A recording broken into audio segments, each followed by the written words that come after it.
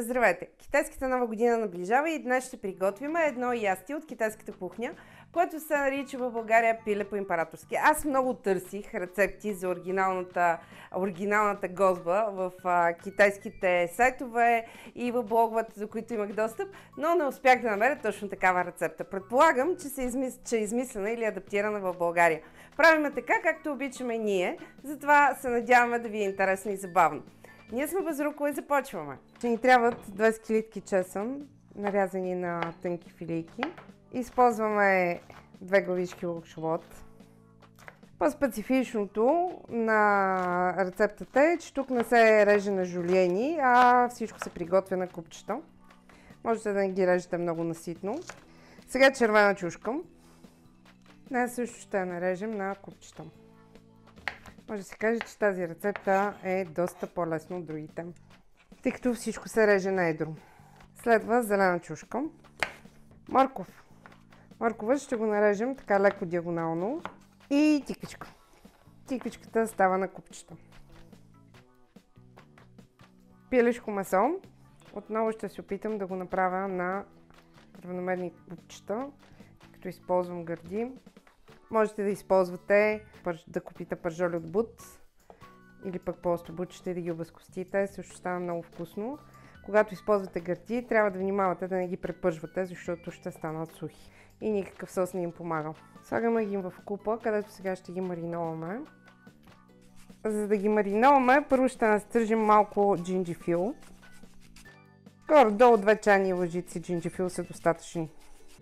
Една пълна супена лъжица соев сос, половина лъжица рибен сос, една лъжица оризов оцет и една лъжица захар, ако можете да използвате кафява, или ако имате течна захар, като мен, използвайте просто течна захар.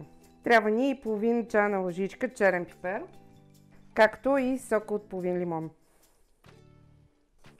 Объркайте добре всичко и оставете да се маринова в хладилника с фолио, под фолио за около 30-40 минути като минимум. Започваме с 2 супени лъжици олио.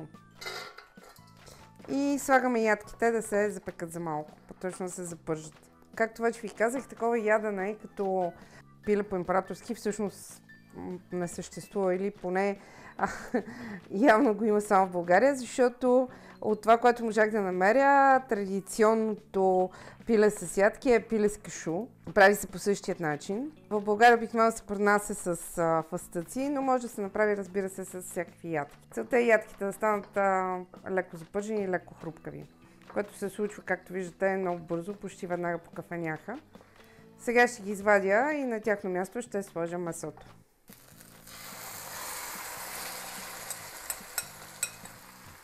Когато месото се позапържи, добавете зеленчуците, като последно оставете чесъна, тъй като той си много бързо се приготвя.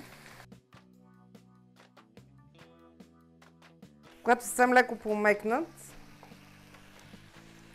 трябва да добавим една супена лъжица ниште, около 150 мл бульон пилешки и една пълна супена лъжица кетчуп. Нещето и бульона ще образуват соса на ястието. Варим още 1 минута, докато всичко се сгъсти. За украса ще нарежа малко прас лук и ще го разделя, така че да стане на кръгчета от тази част, в която има повече зеленина. Поръсваме го с предварително препечените и препържени ядки и отгоре поръсваме съвсем леко с прас лук. Днес приготвихме пиле по императорски. Тази адаптирана, вероятно за България или пък за европейския свят рецепта, ни допадаше много, когато сме ходили в китайски ресторанти да я хапваме, и затова направихме по наше усмотрение и с зеленчуците, които на нас ни харесват. Както виждате, има превъзходен вид и е наистина много вкусно. Надяваме се да ви е било интересно с нас. Ние сме Безрукова. Благодарим ви!